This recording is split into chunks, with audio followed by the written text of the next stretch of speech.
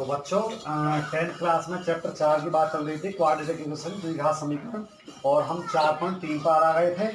और सवाल नंबर 1 मैंने करा दिया था। सवाल नंबर 2 ध्यान से देखेंगे। Find the root of the quadratic equations given in question number 1 above the applying for the quadratic formula. जो आपका क्वेश्चन नंबर 1 में है, अभी तो पिछले वीडियो में हमने किया था कंप्लीटिंग स्क्वायर मेथड से, और अब हम करेंगे बच्चों क्वाड्रेटिक फॉर्मूला के हिसाब से। क्वाड्रेटिक जो फॉर्मूला है उसके हिसाब से बराबर 0। तो सबसे पहले बच्चों इसका निकालेंगे डी का मैंने बताया था पिछले वीडियो में बी स्क्वायर माइनस 4ac।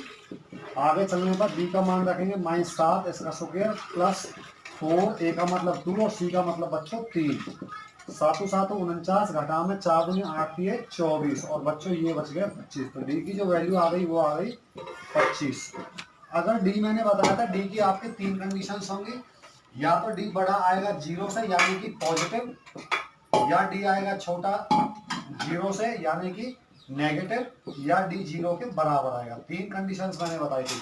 बड़े का मतलब है पॉजिटिव और छोटे का मतलब है नेगेटिव, और 0 पे कोई फर्क नहीं होता। अगर आपका पॉजिटिव आए और 0 आए आपका, तो इसमें समीकरण का जो अस्तित्व होता है, तो लिखेंगे डी बड़ा है 0 से, इसलिए समीकरण का अस्तित्व है, अस्तित्व है, अस्तित्व है, अस्तित्व है। द इक्वेशन आर एग्जिस्ट, समीकरण का अस्तित्व है। और अगर अस्तित्व है तो उसको आगे सॉल्व करेंगे। इसके 2 मूल होंगे, अल्फा और बीटा, 2 रूट होंगे। अल्फा और बीटा निकालने का सूत्र मैं यहाँ लिख देता हूँ, अल्फा और कॉमा बीटा। मैं एक साथ ही फॉर्मूला लिख रहा हूँ बच्चों दोनों का, -b और प्लस माइनस में √d/2a। तो वैल्यू रखेंगे बच्चों एक साथ ही, तो बराबर -b बोले तो -7 प्लस माइनस √d 25 बटे में 2a का मतलब बच्चों 2।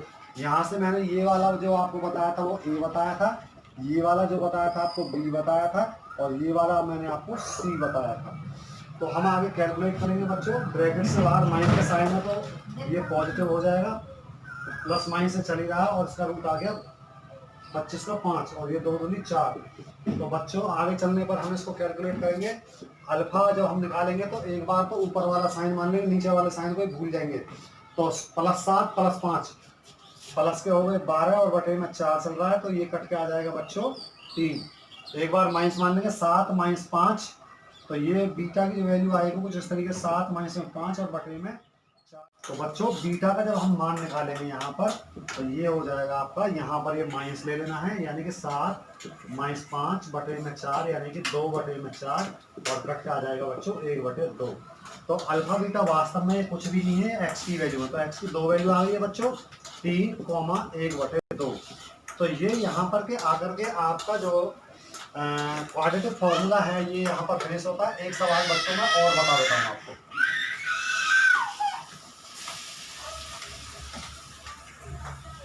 कौन होते ध्यान, ये चिल्ला रहा था, फिर चिल्ला रहा तो बंद कर दे। क्यों होते? चल पहले बाहर चल, जल्दी चल।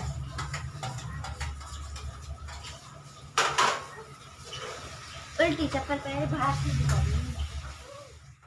तो बच्चों इसका पार्ट नंबर 3 में दोबारा करा देता हूँ क्वाड्रेटिक फॉर्मूले से। तो लिखा हुआ है 4x² प्लस 4√3x प्लस 3 = 0। तो सबसे पहले बच्चों मैं इसका निकालूंगा डी बराबर होता है b² - 4ac, b 4√3 इसका स्क्वायर -4, a का मतलब 4, c का मतलब 3। तो बच्चों ये हो गया 4 का स्क्वायर 16, इसका रूट कट गया, मल्टीप्लाई 3 हो गया, और -4 से 16 3 48, 16 3 48 घटा में 48। तो प्यारे बच्चों ये आ गया d बराबर 0। अब d बराबर 0 होगा तो भी आपके अल्फा और बीटा दोनों निकलेंगे, अल्फा कॉमा बीटा। लेकिन फर्क ये रहेगा अल्फा और बीटा की दोनों की वैल्यू सेम ही आएगी। तो यहाँ पर हो गया -b प्लस माइनस √d/2a। मैंने यहाँ पर फॉर्मूला लिखा भी हुआ है। तो ब्रैकेट से बाहर माइनस का साइन है तो बच्चों साइन चेंज हो जाएगा, 4√3 प्लस माइनस में 0 और बटे में 2, और a यहाँ पर ये रखेंगे 4 यहाँ भी 4। तो बच्चों ये हो गया -4√3 और 0 कुछ नहीं, खत्म, और 2 गुना में 4। बच्चों ये 4 से 4 कैंसिल, तो माइनस में √3/2। अब यहाँ पर क्वेश्चन उठता है कि अल्फा की वैल्यू माने या इसको बीटा की वैल्यू माने। तो यहाँ पर अल्फा की भी और बीटा की दोनों सेम वैल्यू मानी जाएगी, या कि अल्फा बराबर है √3/2 और बीटा जो बराबर है -√3/2। ये बच्चों आपके रिपीटेड रूट हैं, पुनर्मूल इनको बोलते हैं। अगर डी की वैल्यू 0 आएगी तो उसके दोनों मूल एक जैसा आएंगे, यानी कि एक्स की जो वैल्यू है दोनों बराबर आएंगी, जितनी एक्स की उतनी ही दूसरी जो वैल्यू एक्स की वो दोनों बराबर आएंगी। तो ये यहाँ पर ए की वैल्यू है, इसका मतलब ये अल्फा की वैल्यू है और इसका मतलब बीटा की वैल्यू है। तो आज के वीडियो में इतना ही, और क्वाड्रेटिक फॉर्मूले से जो पहला सवाल है रिपीट करना दोबारा से, लेकिन क्वाड्रेटिक फॉर्मूला से, यानी कि डी बराबर है b² - 4ac वाले फॉर्मूले से। पर अल्फा बीटा निकालें कब? जब डी की वैल्यू या तो 0 से बड़ी हो या डी की वैल्यू 0 के बराबर हो, और डी की वैल्यू जब 0 से छोटी होगी यानी कि नेगेटिव होगी, तो वहां पर हम लिख देंगे the equation has not exist, या इक्वेशन नॉट एग्जिस्ट, समीकरण कोई अस्तित्व नहीं है, और सवाल को वहीं छोड़ देना है। आज के वीडियो में इतना ही, और आगे बात करेंगे।